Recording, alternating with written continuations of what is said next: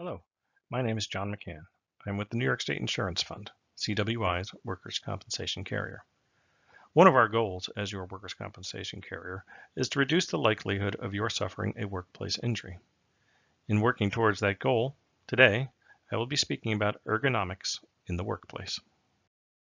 The goal of this presentation is for you to understand what ergonomics is and why it is important to you, recognize the ergonomic risk factors and related hazards in your work, learn how to control ergonomic hazards, and to learn how to use proper body mechanics to reduce the likelihood of suffering a workplace injury.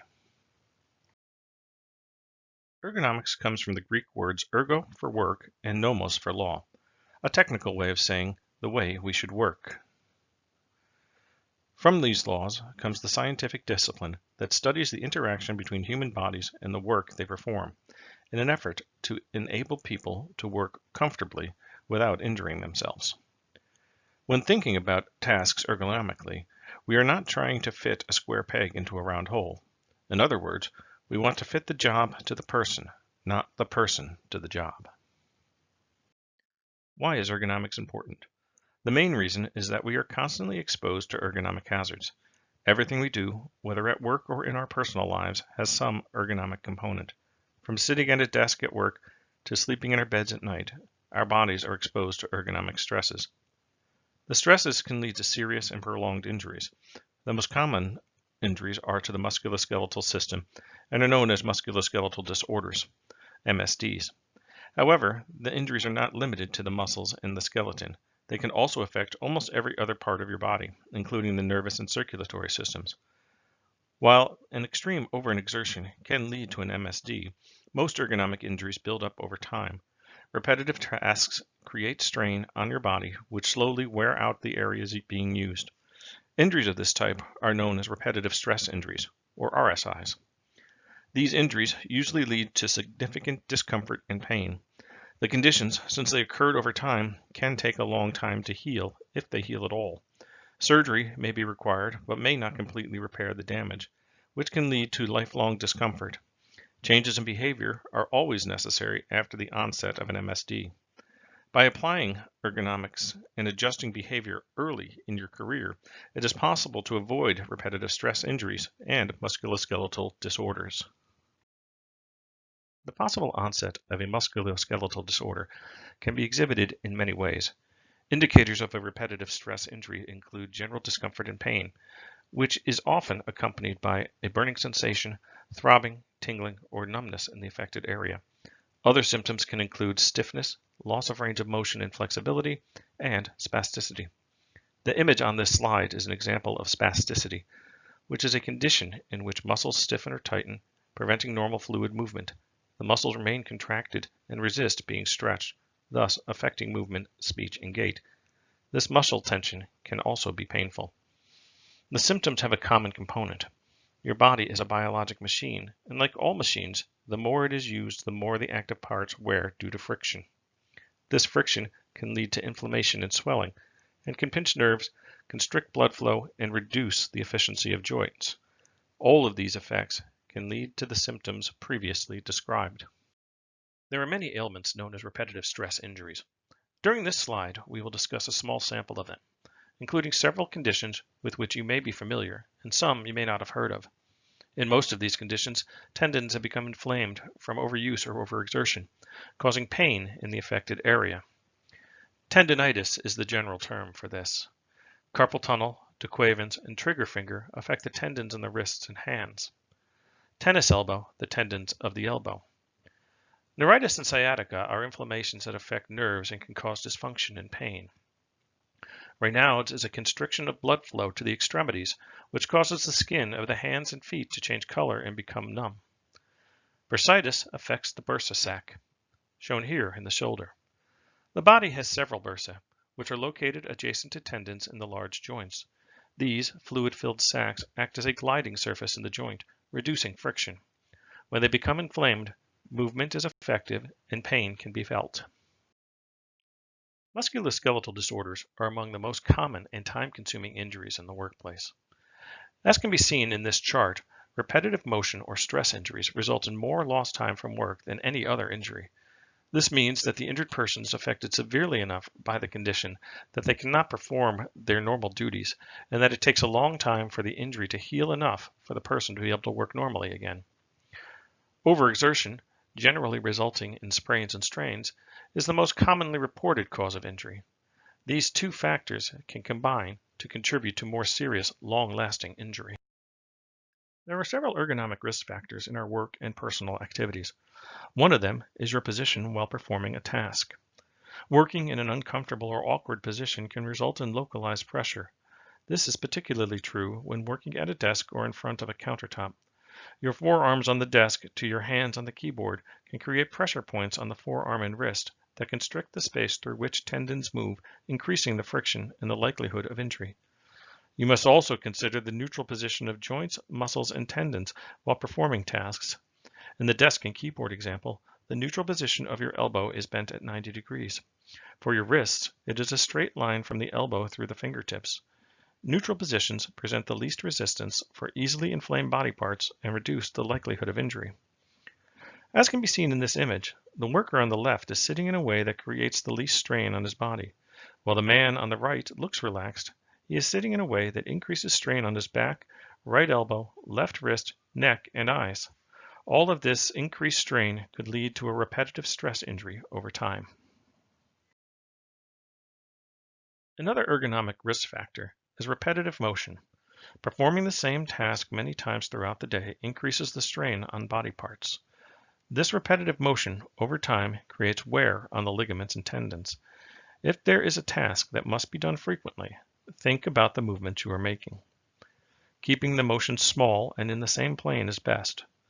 Again, thinking of computer work, having the mouse close to the keyboard at the same level and on the correct side reduces inflaming action. This is true for other actions as well. Keeping tools you use frequently close at hand reduces stress on your body. You should never perform tasks in an awkward work position, particularly if you have to perform those tasks frequently. Two other common risk factors are the effort required for a task and the amount of time it takes to complete that task. There are many activities we perform on a daily basis that require very little effort and seem not to present much of a hazard. Whipping eggs for breakfast requires very little effort and takes little time, creating little stress.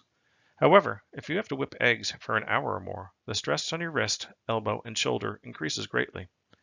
Tasks that require more effort are also stressors. Try this. Find an object near you with a little weight, like a coffee mug. Take it in one hand and hold it away from your body. Hold your empty hand out in the other direction. Try to keep them there until I finish this slide. Having to hold an object away from your body for a short period of time puts a little bit of stress on your body. If you have to hold that object out for a longer period of time, even a minute, that can put significant stress on your muscles, joints, and tendons.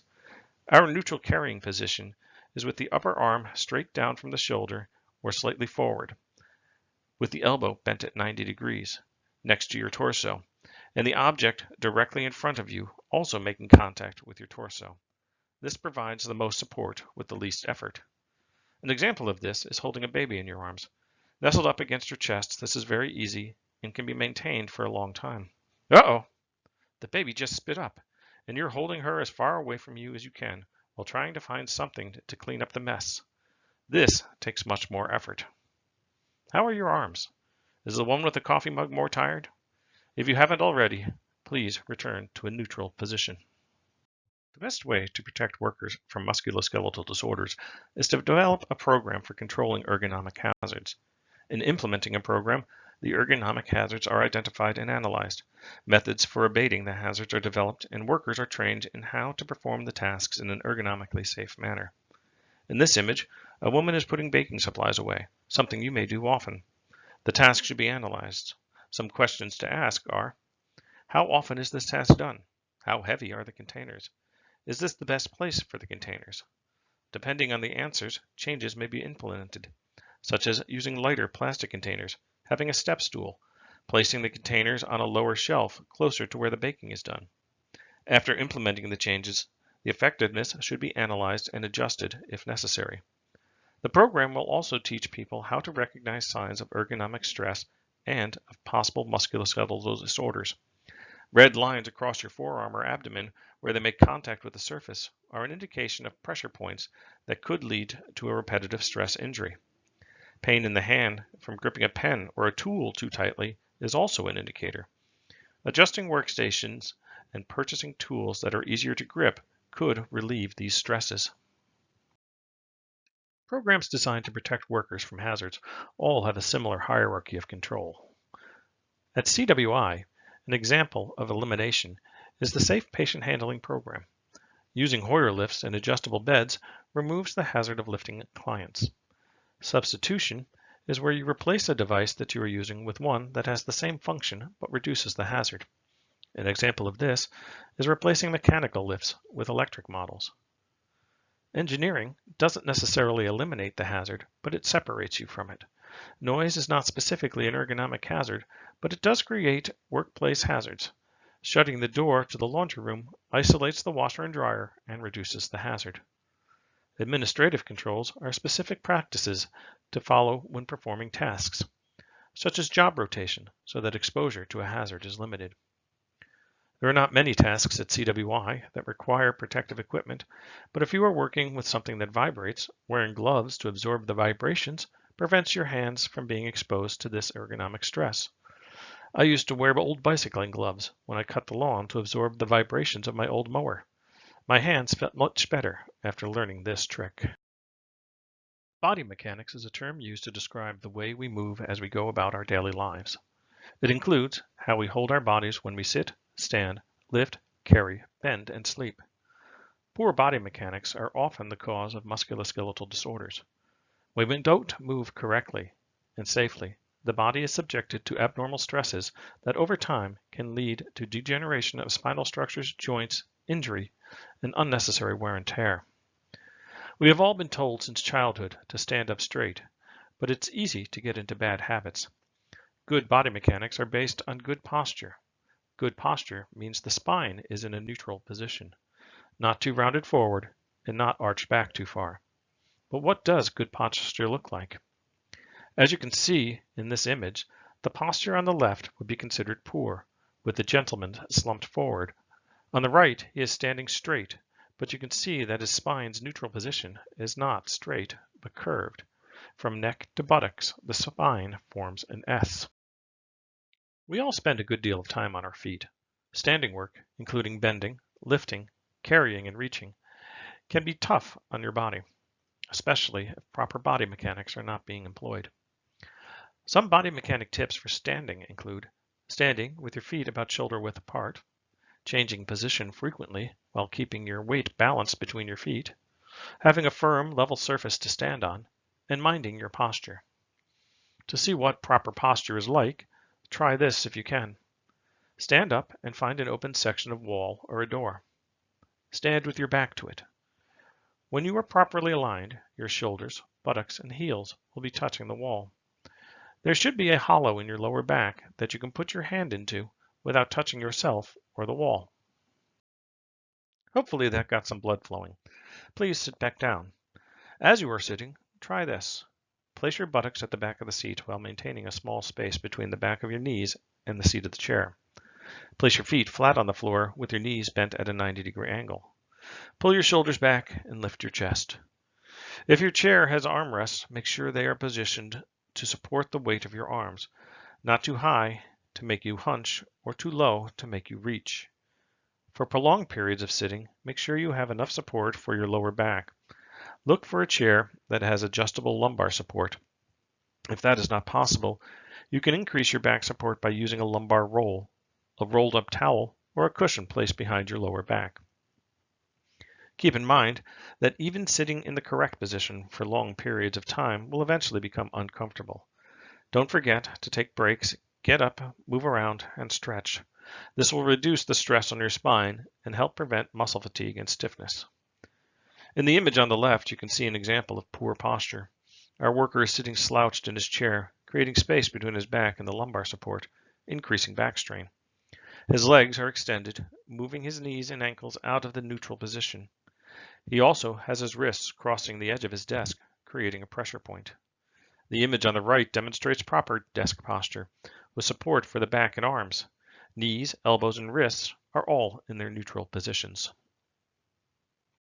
The process of lifting can place a great deal of stress on the lower back and presents a high risk of injury.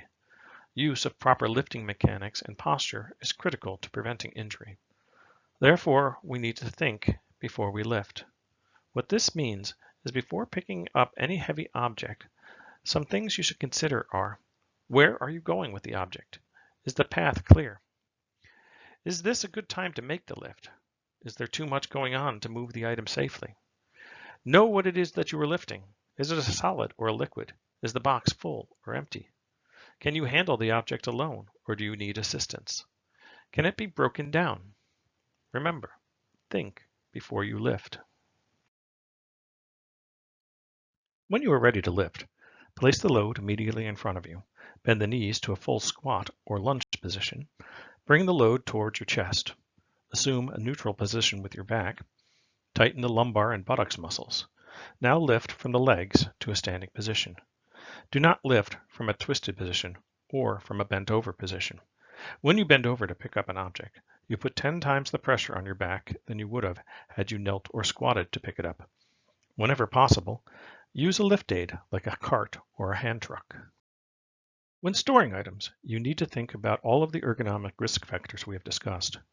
Knowing what an object is and how heavy it is, how large it is, and whether it can be broken down is some of the information you need to consider when planning storage. Also important are how often this item will be needed and whether it will be hard to put away and retrieve. Because an object is large doesn't mean it is automatically heavy. Because it is light doesn't mean it isn't awkward. Think about a bundle of paper towels from your local club store. It is not very heavy, but it is big and bulky. When storing supplies, you want to place your frequently used and heavier items in the comfort zone. This is an area between your shoulders and mid-thigh. The reason for this is to minimize the amount of reaching above your shoulder and bending at the waist needed to retrieve items. The comfort zone varies between people. People's heights need to be considered when planning storage. A sturdy step stool should be available. Other considerations are placing the supplies close to where they are needed. This is important in office environments with printer paper and water jugs. When performing tasks, as much as possible, you want to have what you are working on directly in front of you, at a level where you don't have to reach up or bend down. This keeps your body in as neutral position as possible. When using a laptop, propping it up on some books and using a separate keyboard can reduce neck and wrist strain. If the object cannot be moved, squat or kneel in front of it instead of bending, or get a stool so that you do not have to overstretch. If what you are working with is too large to handle on your own, get assistance. As you can see in these examples, there are different ways to tuck in the sheets. If you are performing this task frequently, bending over to tuck will put significant strain on your back over time. If you squat to tuck, you will put less strain on your back. In the image on the right, the housekeeper is reducing strain on her back by getting lower and reducing the bend of her back. An even better position would be a three-point stance with the right knee on the floor near the left foot.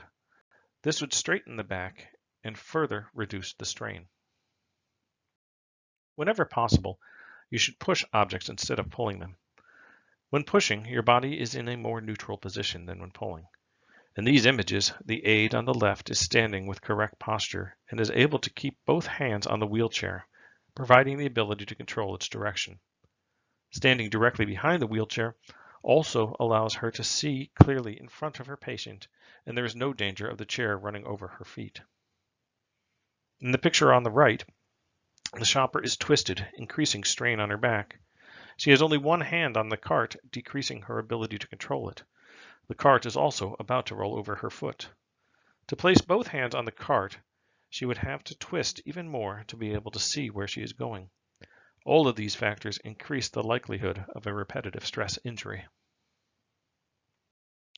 If you have to move objects from one location to another, like one car to another, you do not want to twist at the waist to perform this task. Repeated twisting puts a great deal of stress on the lower back. When performing this task, you want to rotate your entire body, starting with your feet, so that when you are picking up the item, you are facing where it is currently located and end up facing its destination.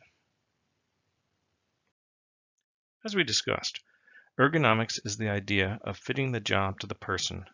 By fitting the job to the person and not the reverse, unnecessary physical stress to workers is reduced, which makes it less likely to experience a repetitive stress injury or a musculoskeletal disorder. When you have to move objects, think before you lift. Know where you are going and make sure you are not overexerting yourself in the process. Using proper body mechanics and maintaining an awareness of your posture so that you can make corrections while working will also reduce stress on your body. Avoid or reduce repetitive tasks. Place frequently used items in easily reachable places. If possible, replace manual devices with a powered version, such as an electric mixer instead of a hand whisk. Thank you very much for your attention today. If you have any questions about this presentation, please direct them to your supervisor, who can have them forwarded to me for clarification.